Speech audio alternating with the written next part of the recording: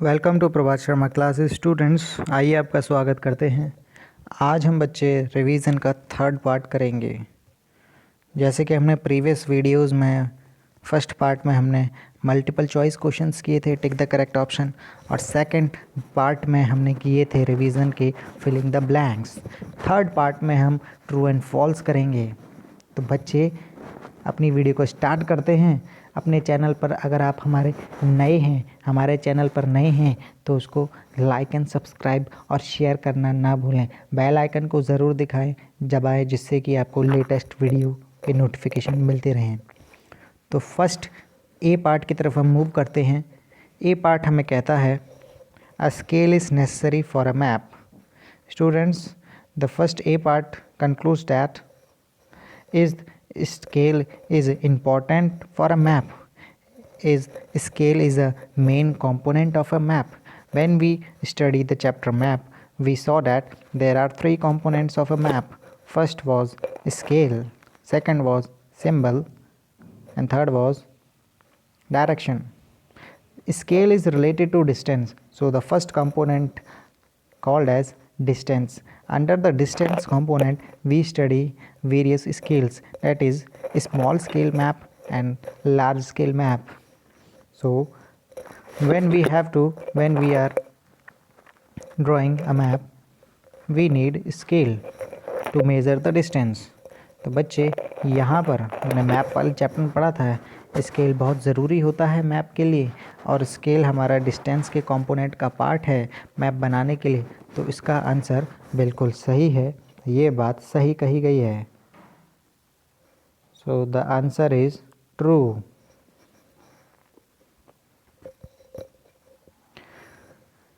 B part हमें कहता है बच्चे a physical map shows natural features of the अर्थ।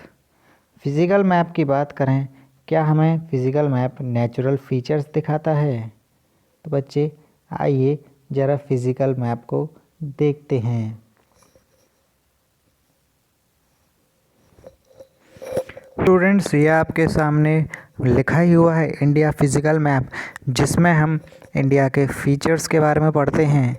तो सबसे पहला इसमें दिया हुआ है माउंटेन। हम पढ़ते हैं इसमें माउंटेन्स के बारे में पढ़ते हैं। सेकंड हम पढ़ते हैं प्लेट्यूज़ के बारे में, और थर्ड हम प्लेन्स के बारे में पढ़ते हैं जो कि ग्रीन कलर के एरिया से दिखाया हुआ है, और बाद में हम ये कोस्टल एरिया ब्लू कलर का एरिया पढ़ते हैं, वाटर बॉडीज़ जैसे कि आपको दिखाई दे ही रहा है। तो बच्चे इसमें हम नेचुरल फीचर्स पढ़ते हैं। जो फीचर्स हमें नेचर ने दिए गए हैं इनको हम फिज़िकल फीचर्स बोलते हैं, इनको हम रिलीफ फीचर्स भी बोलते हैं, जिसमें हमारे प्लेन, प्लेट्यू, माउंटेन्स आते हैं और वाटर बॉडीज़ जो हमें नेचर ने प्रोवाइड किए हैं। तो ऐसा मैप जिसमें नेचुरल फीचर्स के बारे में हम स्टडी करते हैं, अर्थ के नेचुरल फीचर्स के बारे में, उस मैप को हम फिज़िकल मैप बोलते हैं, और यही हमने फिज़िकल मैप की डेफिनेशन पढ़ी थी। तो आइए स्टूडेंट्स उस स्टेटमेंट पर दोबारा लौट के आ जाते हैं और उसको पढ़ते हैं और देखते हैं क्या आंसर होता है।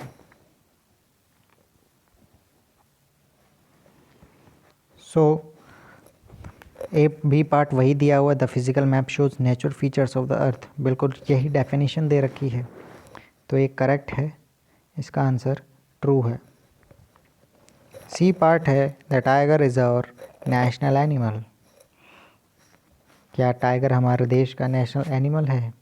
जी बिल्कुल है, टाइगर हमारे देश का नेशनल एनिमल ही है। बाघ, जो कि हमारे देश में इनकी काउंटिंग होती है और ये लगभग घटती जा रही है, इनकी पॉपुलेशन कम होती जा रही है। टाइगर स्टेट भी बोला जाता है मध्य प्रदेश को, जहाँ पर टाइगर्स पाए जाते हैं, जहाँ पे उनके पार्क्स हैं रखने के लिए, वाइल्ड लाइफ सेंचुरी हैं। तो टाइगर हमारे देश का नेशनल एनिमल है, ये बिल्कुल सही बात कही गई है। तो इसका आंसर ट्रू है। डी पार्ट बोला हुआ है Nalanda Bihar was one of the most famous Buddhist monastery of the period. Nalanda जो कि बिहार में जगह है, जो कि एक बुद्धिस्ट मोनेस्ट्री है, जहाँ पर बुद्धिस्ट लोग रहते हैं, वहाँ पर ज्ञान की प्राप्ति करते हैं, एक आश्रम है। तो ये जगह क्या नालंदा में है? बिल्कुल, ये जगह नालंदा में है और सबसे फेमस मोनास्ट्री थी एक टाइम पर नालंदा बिहार। तो एक स्टेटमेंट बिल्कुल सही दे रखा है, तो उसका आंसर है ट्रू। ई पार्ट की तरफ मूव करते हैं। ई पार्ट हमें कहता है there were 12 rulers in the Dakshin पथ।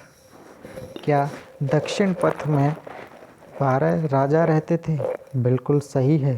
दक्षिण पथ जो है हमारा साउथ इंडिया को बोला जाता है, जहाँ पर हमारी तमिलनाडु, आंध्र प्रदेश, तेलंगाना, केरला, कर्नाटक जैसे स्टेट्स आते हैं। तो यहाँ पर उस टाइम पर 12 राजा 12 रूलर्स राज कर रहे थे। उन्हीं की ही कह सकते हैं कि रूल चल रहा था। तो ये बात बिल्कुल सही कही गई है और ये स्टेटमेंट बिल्कुल सही है। इसका आंसर ट्रू है।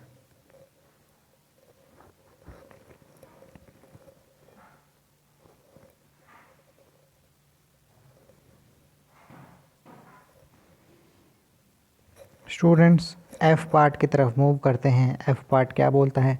The Mahabharata is about a war fought between the Kauravas and Pandavas who were cousins.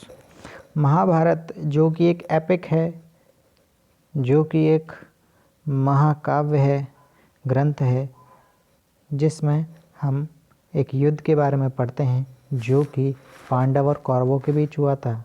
अब वो सभी एक दूसरे के भाई थे, कज़न्स थे, चाचा ताऊ, मामा भांजे थे। तो ये लड़ाई जो थी दोनों के बीच लड़ी गई थी। तो स्टेटमेंट बिल्कुल सही बोला गया है और इसमें हम चैप्टर को पर्व बोलते हैं। तो महाभारत जो कि एक लड़ाई लड़ी गई थी कौरव और पांडवों के बीच में, जो कि सभी आपस में भाई थे। तो ये बात बिल्कुल सही लिखी हुई है, स्टेटमेंट बिल्कुल सही लिखा हुआ है, तो उसका आंसर भी सही है, तो ट्रू। जी पार्ट की मूव करते हैं। Shekhar has a hybrid cow whose milk he sell in the local milk cooperative. Shekhar के पास एक मिक्स प्रजाति की गाय है, जिससे वो दूध जो है एक लोकल मिल्क कोऑपरेटिव, एक दुकान पर देता है, एक कोऑपरेटिव सोसाइटी की तरफ देता है, लोकल अपने एरिया में बेचता है। तो बिल्कुल सही है। शेखर की कहानी में हमने पढ़ा था, वो गांव में रहता था और अपने दूध को बेचता था, जो कि वो प्राइमरी एक्टिविटी परफॉर्म करता था। हमारे एग्रीकल्चर में ये बात करते हैं डेयरी नॉन फार्मिंग एक्टिविटी है, बट ये दूध सेल करने का काम जो है शेखर करता था। तो इसका आंसर बिल्कुल सही है, ये स्टेटमेंट सही लिखा हुआ है, सो ट्रू। एच पार्ट की तरफ मूव करते हैं। Working in call centres is a new form of employment in the cities. Call centre में जॉब करने वाले जो पर्सन्स हैं उनके लिए क्या नया तरह का रोज़गार है? स्टूडेंट्स, कॉल सेंटर की जब बात आती है तो हम कहते हैं ये एक सर्विस दी जाती है जिसके ज़रिए कस्टमर किसी भी नेटवर्क को एंजॉय करते हैं। और इस सर्विस की बात करें तो एक सर्विस से हमें याद आता है, हमने अपनी क्लास में पढ़ा था टर्शियरी सेक्टर, और जिसको हम सर्विस सेक्टर भी बोलते हैं। और इस सर्विस सेक्टर में हमने एक सर्विस पढ़ी थी कम्युनिकेशन सर्विस, जो कि कॉल सेंटर की नौकरी भी कम्युनिकेशन में आती है। बीपीओ बिजनेस प्रोसेस आउटसोर्सिंग वाले ज़रिए में लोग काम करते हैं कॉल सेंटर्स में, जो कि उन्हें नौकरी प्रोवाइड करता है, जॉब प्रोवाइड करता है, जिसके बदले उन्हें सैलरी दी जाती है। टर्शरी सेक्टर की एक्टिविटीज़ आती हैं। तो ये स्टेटमेंट बिल्कुल सही लिखा हुआ है, so the answer is true. Let's move to part I of the true false question. Gram panchayat collects local taxes. क्या ग्राम पंचायत लोकल टैक्सेस को इकट्ठा करती है? बिल्कुल सही, because gram panchayat is responsible for the local affairs of the village. जो भी हमारे आसपास गांव में जो भी एक्टिविटीज़ होती हैं जिनसे लोग पैसे कमाते हैं, उन पैसे में से, उन इनकम में से कुछ हिस्सा उनको टैक्स की फॉर्म में देना पड़ता है। इसीलिए उनको लोकल टैक्सेस बोलते हैं, चाहे वो मेले में बेची हुई चीज़ें क्यों ना हों। तो इसका करेक्ट आंसर है लोकल टैक्सेस।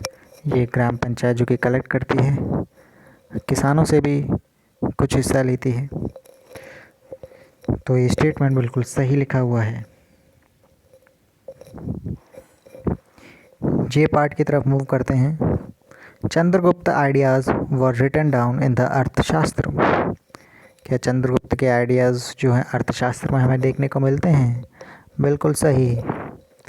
चंद्रगुप्त के आइडियाज़ हमें चंद्रगुप्त मौर्य की बात की गई है। यहाँ पर एक जो चीज़ लिखना भूल गया हूँ बच्चे, ये है यहाँ पर चंद्रगुप्त मौर्य आएगा, क्योंकि चंद्रगुप्त मौर्य एक राजा था जिससे हमारी मौर्य डायनेस्टी स्टार्ट हुई, और उनको स्टार्ट करने वाले हमारे कौटिल्य जो कि अर्थशास्त्री थे हमारे, जिन्होंने अर्थशास्त्र लिखा था। और इस इकोनॉमिक्स वाले बुक में जिनको हम फादर ऑफ ट्रेडिशनल इकोनॉमिक्स भी बोलते हैं, इसमें हम चंद्रगुप्त मौर्य के बारे में और साथ के साथ बिंदुसार और अशोका के बारे में भी जानते हैं कि बातें कुछ लिखी गई हैं। तो ये बिल्कुल सही बात दी हुई है। चंद्रगुप्त मौर्य को हमारे कौटिल्य चाणक्य जी ने ही ट्रीट किया था, उन्हें ट्रेनिंग दी थी जिससे कि वो नंदवंश वाले राजा को हरा सकें। तो ये सारी बातें हमें अर्थशास्त्र में देखने को मिलती हैं, जो कि सही है। तो इसका आंसर ट्रू है। बच्चे, ये थे हमारे कुछ ट्रू फॉल्स जो कि हमने रिवीजन पार्ट 3 में हमने कुछ पढ़े हैं। नेक्स्ट पार्ट में जैसे कि आपको दिखाई दे ही रहा है, हम मैच द फॉलोइंग करेंगे। तो बच्चे, यहाँ पर वीडियो ख़त्म होती है। वीडियो को लाइक एंड सब्सक्राइब करना ना भूलें और चैनल को, वीडियोस को शेयर करते रहें। Okay, thank you class. Stay home, stay safe.